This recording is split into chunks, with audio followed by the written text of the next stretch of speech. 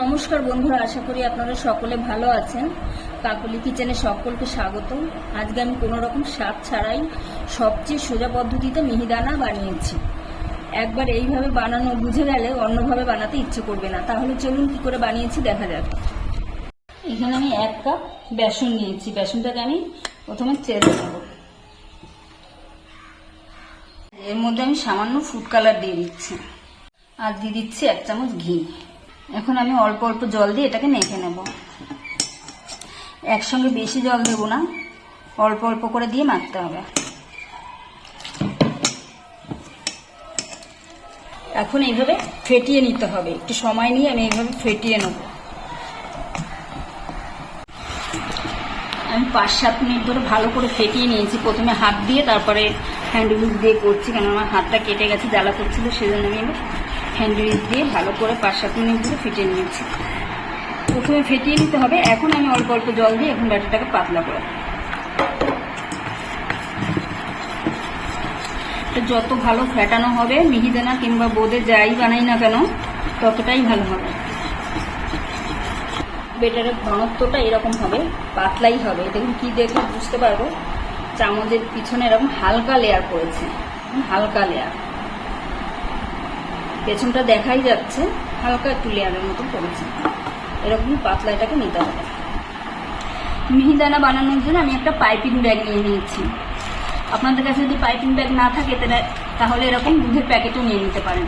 আমি দুটোতে করেই দেখাবো, কোনো রকম মেশিন ছাড়া। এই মানে পাইপিং ব্যাগ কিংবা দুধের প্যাকেট, মানে যে কোনো প্যাকেট নিতে পারেন।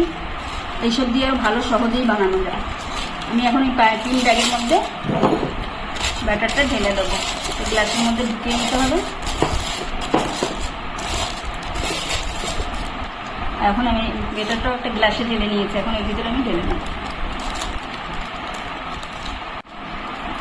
ঢেলে নিয়েছি। এখন মুখটা গার্ডার দিয়ে আমি আটকে নেব। ভালো করে গার্ডার দিয়ে আটকে নিতে হবে।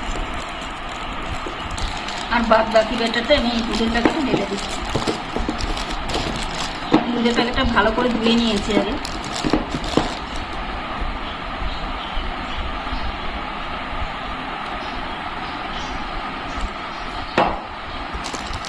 এখানে এটা মুখও গাটাতে আটকে নেব।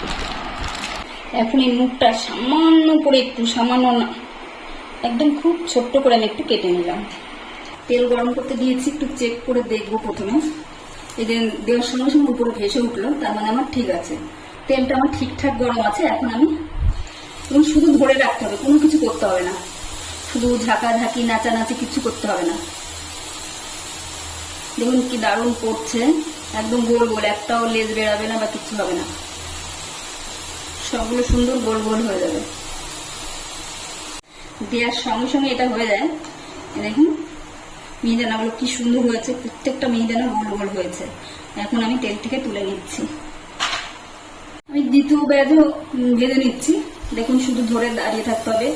সবচেয়ে সোজা, এইভাবে বানানো সবচেয়ে সোজা, কোনো ঝামেলা নেই।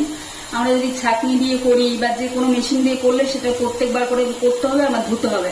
তা ধোয়াটার কোনো ব্যাপার নাই। হ্যাঁ, দুটো আমি একসঙ্গে ভরে নিয়েছি, শুধু ধরে দাঁড়িয়ে থাকতে হবে, কোনো নাচানাচি ঝাঁকাঝাঁকি কিচ্ছু করতে হবে না।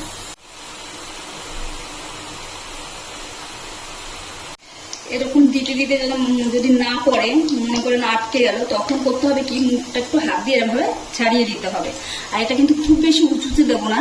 এরকম আমি যেভাবে দিয়েছি খুব বেশি উঁচু না, একেবারে নিচুও না। উপরে দিলে কিন্তু এরকম গোল গোল হবে না, এইভাবে দিতে হবে। পাইপিং ব্যাগে যে ব্যাটারটা ভরেছিলাম ওগুলো হয়ে গেছে। এখন দুধের প্যাকেটটা আমি বানাবো। এখন দুধের প্যাকেটটারও মাথাটা সামান্য একটু কেটে নিতে হবে, সামান্য।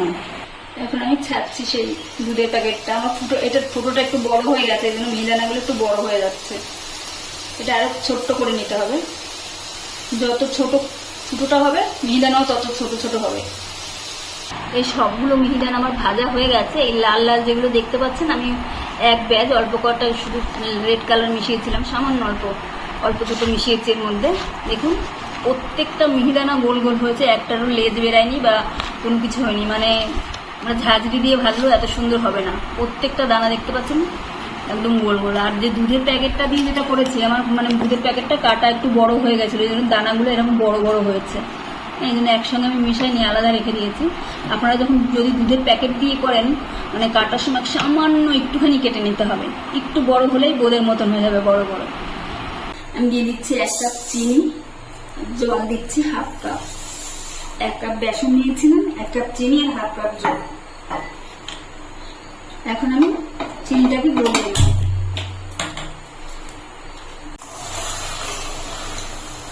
চিনিটা গলে গেছে, এখন একটার বা দুটার কিছুই করবো না। এখন আমি এর মধ্যে দিয়ে দিচ্ছি একটু এলাচের গুঁড়ো।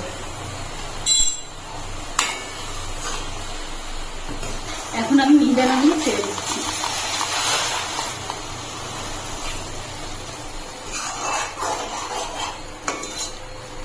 আর দিয়ে দিচ্ছি কটা চালমগজ। আপনাদের কাছে যদি চালমগজ থাকে দেবেন, না দিলেও কোনো অসুবিধা নেই। এখন আমি 1-2 মিনিট একটু জাল করে নেব। আমি 2 মিনিটের মতন জাল করে নিয়েছি। এখন দেখুন রস অনেকটাই আছে, এই অবস্থায় আমি অফ করে রেখে দেবো। 8 ঘন্টার মতন অফ করে আমি রেখে দেবো ঢেকে, তারপরে আমি দেখাচ্ছি। 1 ঘন্টা আমি রেখে দিয়েছিলাম ঢেকে। এখন দেখুন রসটা পুরো চুষে নিয়েছে মিহিদানাতে, একদম ঝুরঝুরেও হয়েছে। এখন আমি একটা প্লেটে ঢেলে নিচ্ছি। রসালো হয়েছে আর একদম ঝুরঝুরে, একটার সঙ্গে একটা গায়ে লেগে নিই।